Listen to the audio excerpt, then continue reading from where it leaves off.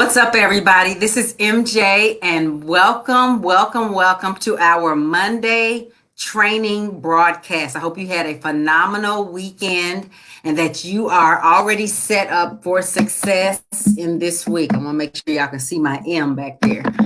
Today's topic is a very important topic because, as future or current small business owners, the most important metric for your business as far as whether it is succeeding or failing is whether you are having enough money coming in to pay your bills. Because if you are not doing your business as a volunteer, the whole point of you being in business is so that you can make money.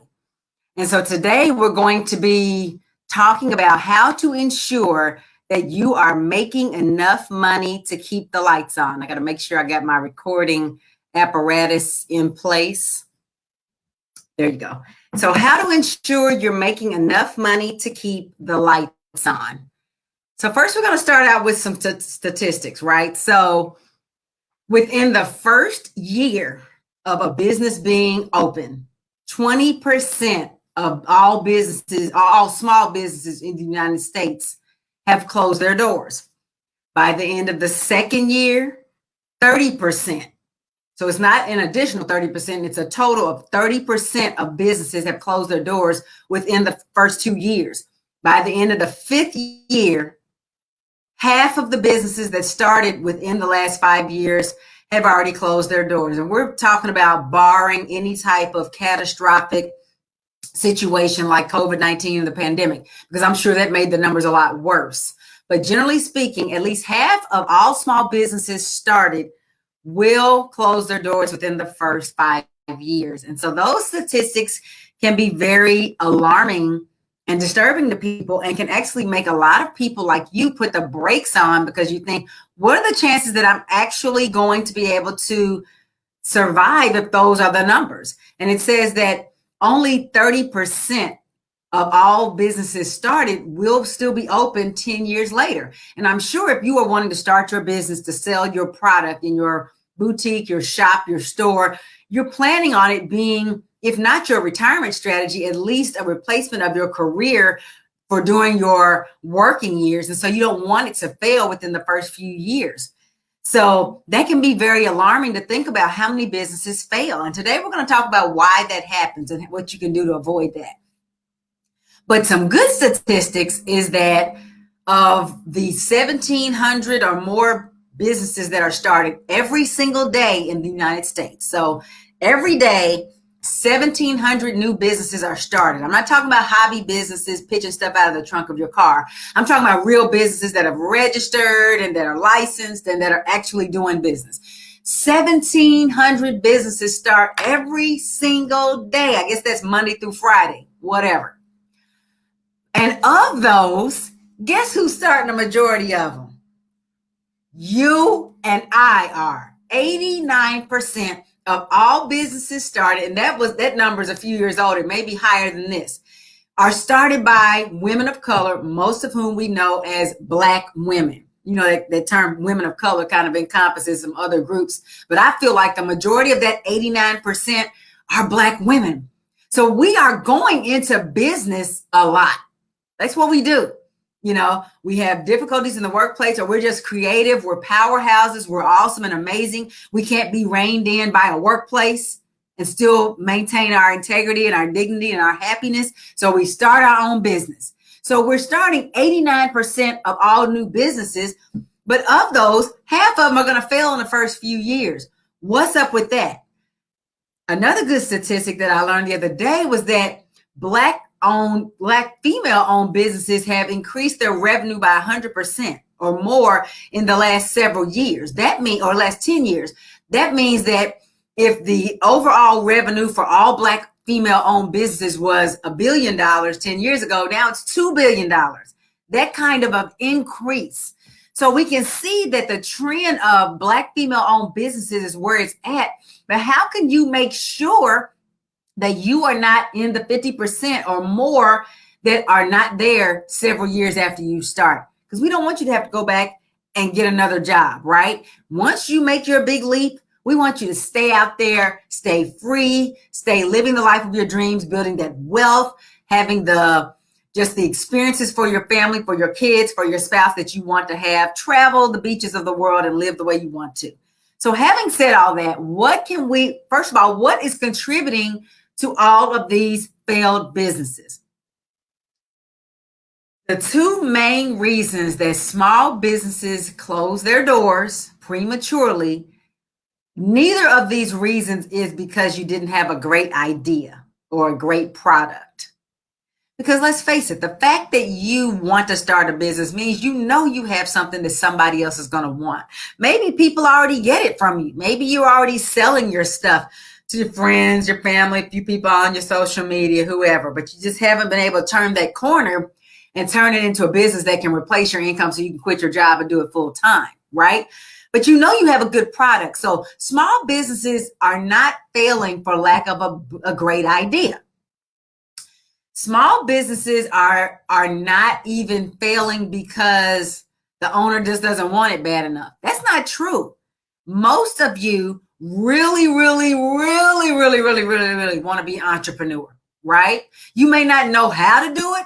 You may have been not succeeding at it so far, but you really want to. Maybe you're feeling soul tired, SOUL, tired. Comment below if you're feeling soul tired in your job, meaning that every day, like today, this was the worst day of the week for you because you had to either physically go in there or you had to log on and do the things for them, right?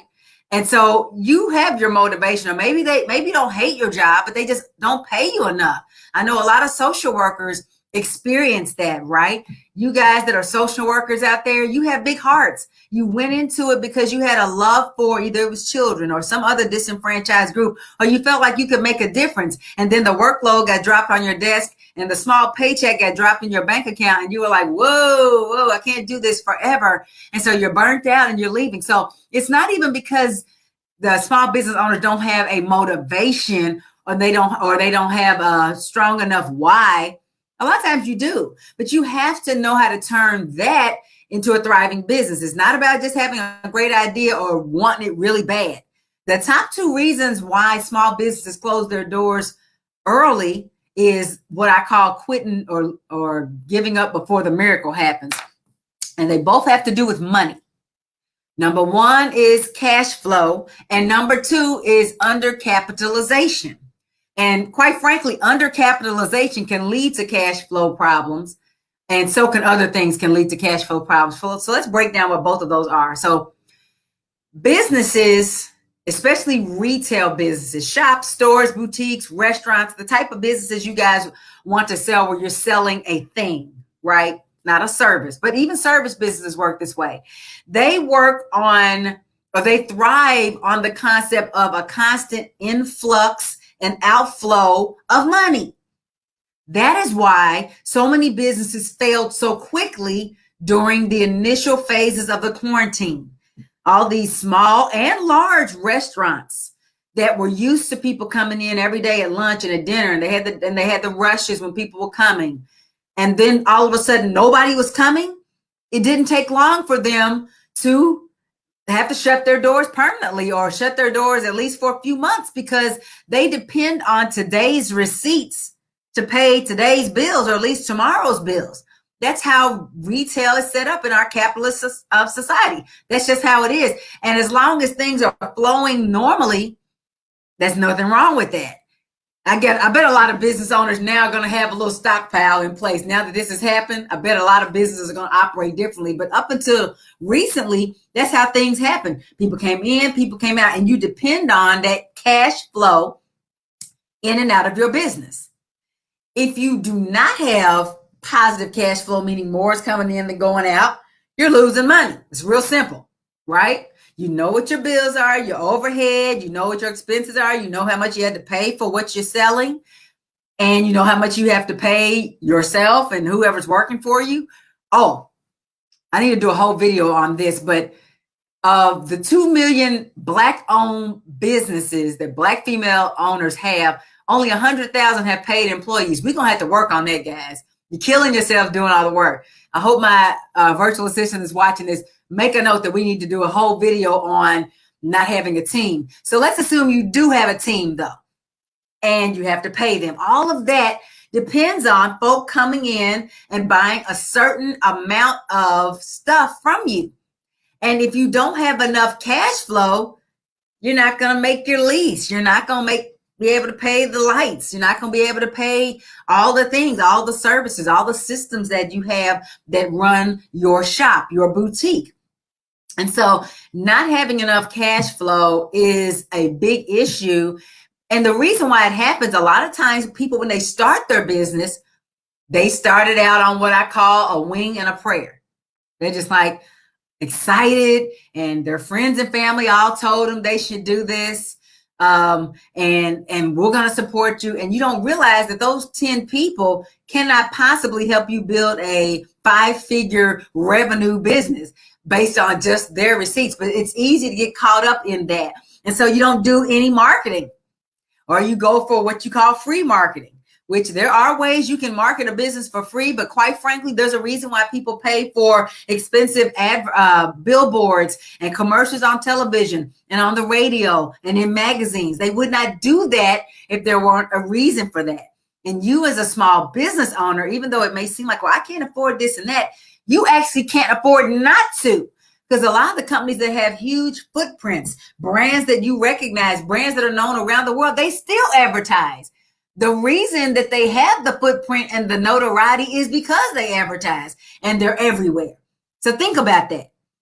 If the people who are huge advertise, what makes you think you can get to any level? I'm not saying you're trying to go to their level necessarily, but to get to any level without paid traffic, without investing in your marketing. That's another video I need to do on stop always looking for just the freeways. The freeways only get you this much.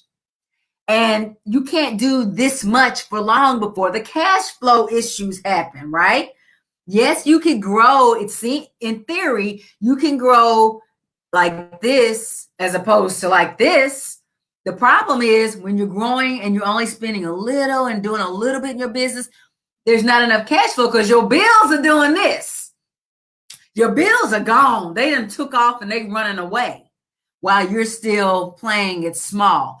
That's where the cash flow issues come in. When you're treating your business like a hobby, when you're treating your business like you have low expectations for it, but your overhead is the same. Your landlord, if you're paying $2,000 a month for that leased space, or if you have a website and you pay $500 a month or whatever it is to have it maintained by a professional, those things cost that same amount whether you bring in money or not. That's where the negative cash flow comes in.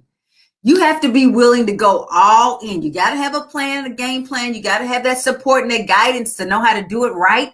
But you need to be all in. If you say you want to make $1 million, almost every woman I talk to says she wants to make $1 million, but she wants to do it on freebies. And that's just not how capitalism works. Everybody's out here doing what they do, sharing their expertise to keep themselves relevant and paid in the market. And you also want that same thing. You got to be willing to go out there and do it the right way. If you don't, you'll still be creeping along like this. You spend $500 on your business and you sell $250 worth, and you spend another $700 in your business and you sell $180.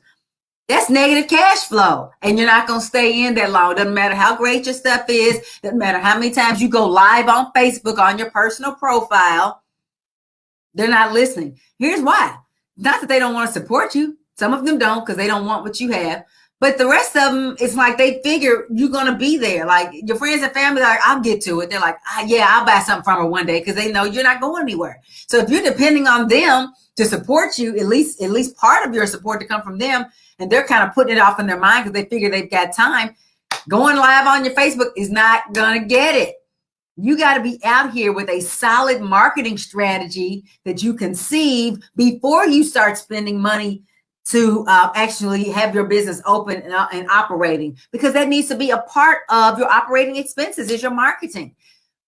That's so not having the support, or not, excuse me, not having the business, not having the customers and the sales is why a lot of times you have the negative cash flow in the beginning. And that's why people close their doors. I talked to a woman a few weeks ago. She's been paying rent on a place for like a year, if I remember correctly, but only making a couple $100s a month. But she's paying rent like $1,500. I can't remember what the figures are, $1,000, something like that, on her space. Negative cash flow. So she's paying money so she can say she's in business. She's not in business. She's just giving somebody rent for a hobby she's doing. That's not really business. So we're talking about negative cash flow and how you've got to have it on the positive side in order to make sure you have enough money to keep the lights on. You've got to have people buying your stuff. You can spend all the time you want to planning the product, but if nobody knows about it, it doesn't matter how good it is. I'm an event planner. I've been an event planner 20 something years. I love planning a good event. And it always hurts my heart when I see churches and organizations or even individuals plan a tremendous event. I mean, they've got everything. But then it's 2 weeks, or even I've seen a week before the event, and they don't have the word out. And then they're just kind of passing out some random flyers at the mall. It's almost like they depend on every person that they do tell about to show up, which does not ever happen. You've got to scatter the information about your event far and wide to get the word out. And I always tell people it's better to have this many details and start spreading the word early. After you know your date and your location, start telling people about it, even if you don't know everything you're going to do. Why? It takes time to build excitement and to build fervor about your event. Then you can plug in the gaps as you already started marketing. People are signing up and they're paying for their tickets and all of that. The same thing is true in your business space. We talked about cash flow being one of the major issues of a business. Undercapitalization is the other huge issue that people have. Undercapitalization means you don't have enough money at the beginning to get started. A lot of Black people, specifically Black women, but Black men have this same issue. We often are overlooked for those business loans. Now, what I will say is that a lot of it comes from bias. It's just there. We come in the door. They don't want to give us money because they don't want us to be in business and succeeding. Some of it comes from just flat out not being eligible and not qualifying because we don't have our stuff together. Guess what, friends? Especially before this COVID season, I won't say it was always difficult, but let's say you had to have your ducks more in a row to get these business loans. Now they're trying to jumpstart the economy. They're a lot more lenient on business loans, but typically they want to know that if they lend you the money, you are going to be able to be good for it. That you actually know what you're doing and are likely to get a return on your investment. If you don't have a plan, if you're just coming in there half-stepping, got kind of a vague idea, you don't have a business plan, you don't have any, no projections for the future, you're just a nice lady and you just want them to lend you $25,000, a lot of them are going to say no with good reason. And it's not always racism. A lot of times it is. Sometimes it's not. You just don't have your stuff together because, again, you're the creative. You went about it focusing on the product. Oh, I just remembered something else I wanted to say it a moment ago. I haven't seen your moments today. Your product is no good to the community if they don't know about it. It can be great. You can spend 2 or 3 years on your product. If you don't get the word out about your product, marketing, merchandising, it doesn't matter how good it is. You got to remember that. I see so many people finding a place to hide in. I'm getting my products together. That is a place to hide. So it looks like you're doing something in your business when you really aren't focusing on where you should be. Most product lines that the major retailers and even minor retailers are doing are always evolving. They don't ever get to this perfect place. Okay, and then we're going to sell it. They put something out, the public responds, they tweak it, the public responds. Those of you who are spending a year, 2 years, even 6 months just going over and over a product that you've known about for years in your life, just because you're afraid to move past that point, you could be missing a huge opportunity to let your market tell you what to do. You're guessing at what they would want, but you're not positive because you're going by what you want, what you would like, but you're not the one going to buy your stuff. The people are. So you have to walk that fine line between providing the thing that you believe in and providing the thing that your people want and will buy. So instead of spending a whole year trying to develop your product only to get it out there and nobody wants it, you should be ready to go out with what you have and see what the market says. See what they like and don't like before you spend all this time when you're not getting paid developing and researching and planning your product, but you're not getting the word out that there is a product to have. Okay, I'm off of that. Back to undercapitalization. So again, a lot of times we're not getting the loans because we don't have our stuff together. We just want somebody to give us money because we're a nice lady. Does not work like that. The other reason you got undercapitalization, and this is the big one, ladies, listen up. And if you're taking notes, write this down. You are not borrowing enough money. And when I say borrow, I'm talking about whether you're using a bank, crowdfunding, an investor, even a grantor, whoever you're getting your money from, if you're getting it from relatives, if you're taking it out of your 401k. And the reason you don't get enough is a lot of times that you're fearful. You're fearful that I have no idea what I'm doing and what if it fails? And we talk about that what if you fail stuff all last week and in every video I talk about, because that's the biggest hang up that people in your position have, is that you're working from a place of fear of failure. And so that's exactly what you manifest. And it makes you play small. You figure, okay, I'm out here. I don't really know what I'm doing. I mean, I got a great idea. I got a great product, but I have no idea how to run a business. I've never done it before. I don't have a mentor. I don't have a coach. I'm winging it, looking on YouTube and hoping that the person's right, even though they don't have any idea who I am. They're just putting stuff out into the air, but they're not willing to work with me if something doesn't go well. So I know I might fail. Let me only borrow a little bit. So in case it fails, I will only have a little bit to pay back. And sis, that is the absolute worst approach to use going into something that you want to make $100,000, $500,000, $1 million, or whatever your dream is for your business. Because you're already coming at it from a place of preparing for its failure. And you cannot manifest in your life something that is the opposite of what you believe about it. And that's a fact. That is a universal law. So if you're already struggling with it's gonna fail, it might fail, let me only do a little bit, you're already set up for failure. And here's the thing.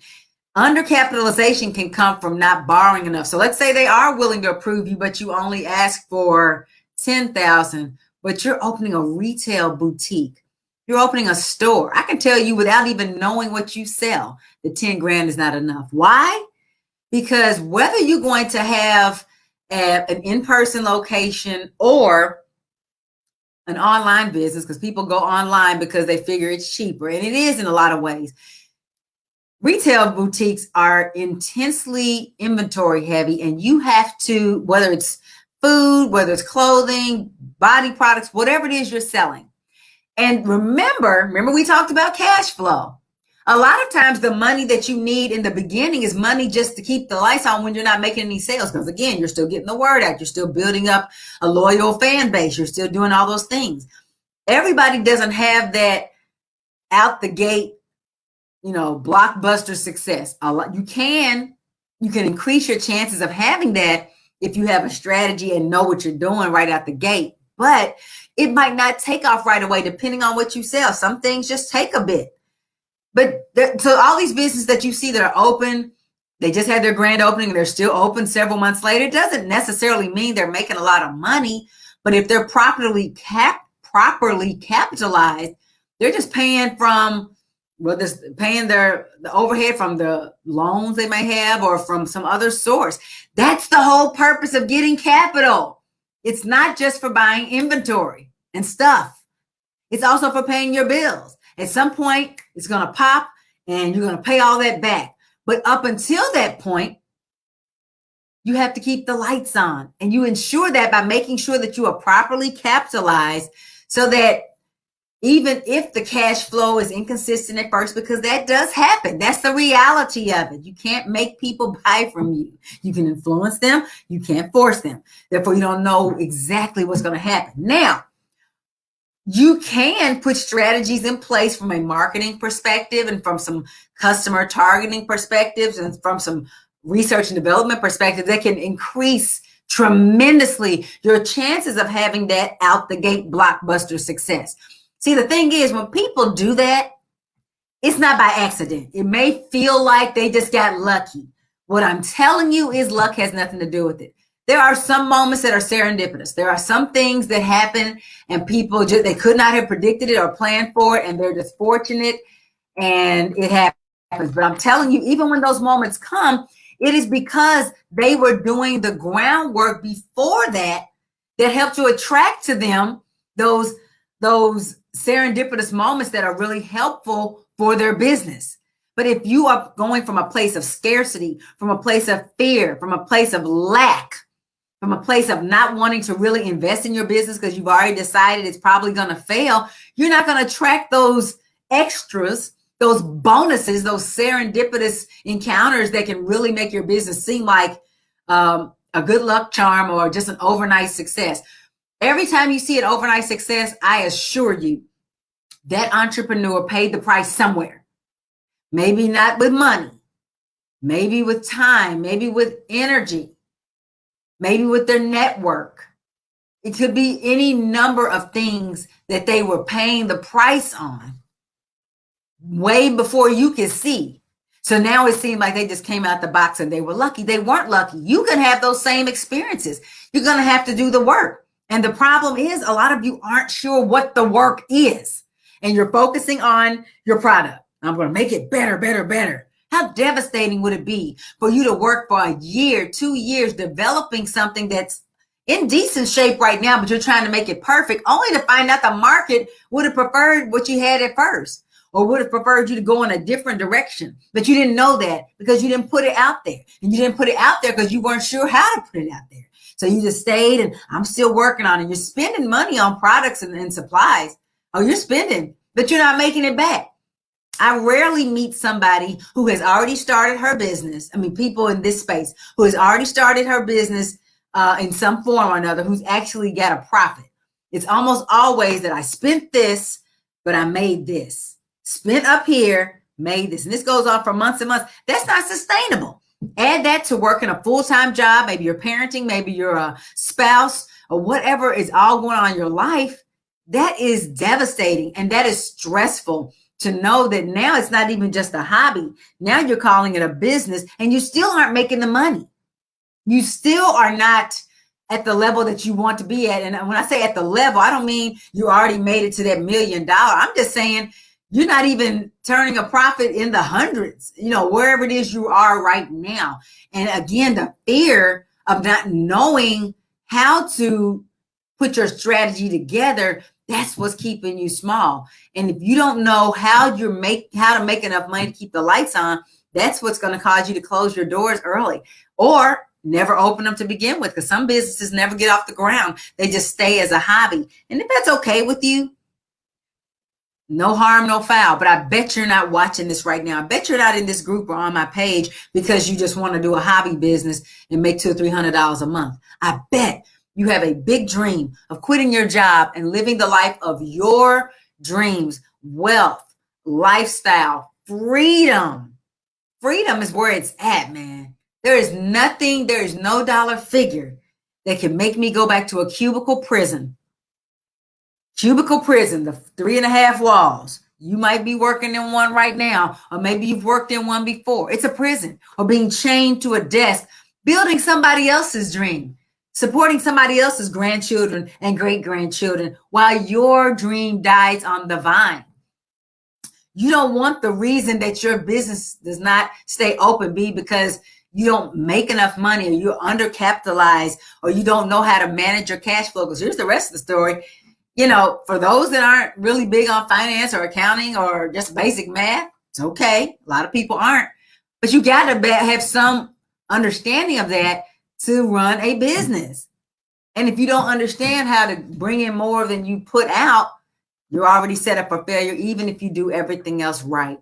And that's not what I want from you. And I know you don't want that for yourself. And so if you would like help making sure that you will be able to keep the lights on and not just barely getting by, but actually profiting so that you can pay yourself and get rid of that job, leave the 9 to 5 grind behind once and for all, and enjoy selling your products in your dream retail boutique store or shop. If you need help with getting that and you're serious about doing what it takes to make that happen in 2021, then I invite you to reach out and book your free breakthrough call with yours truly, Coach MJ, at MelanieHunter.com/chat. We'll get on the phone for about 45 minutes and we're going to talk through all those issues. What are those things that are keeping you up at night as you worry? You know, do you worry about those cash flow issues or being undercapitalized, either because you can't qualify for the loan or because you don't know how much to take out? All of that is just as important as all of the rest of the business, if not more important, because again, cash flow and undercapitalization are the top 2 reasons businesses close their doors early. And so we'll talk about what all those challenges are. Then we'll map out a game plan to help you to circumvent all those issues and go right on around them and move on to your success. And then if it's a fit for us to work together, we're going to get you started and get you working towards your freedom boutique and get you liberated from your cubicle prison. But it starts with the decision. Are you tired of struggling? Are you sick of talking about, yeah, I'm going to start my own business. I'm going to start my own business 2017, 2018, 2019, 2020. And now we're a fraction of the way into 2021 and we're still talking about it, but we're not being about it because you don't know how to do it. It's okay what you don't know. What's not okay is continuing to deal with what you don't know and not do something about it in a positive way. Get you some professional help. You know how we tell people you need some professional help when we think something's wrong with them? Well, insanity is doing the same thing over and over, expecting different results. And if you're tired of that, if you're tired of being under the rat race, going round and around with your business, up, down, up, down, up, down, still going to work every day, giving them the best years of your life. If you're tired of that and you're ready to do something serious to change that, then I'd love to have a conversation with you. Again, MelanieHunter.com/chat.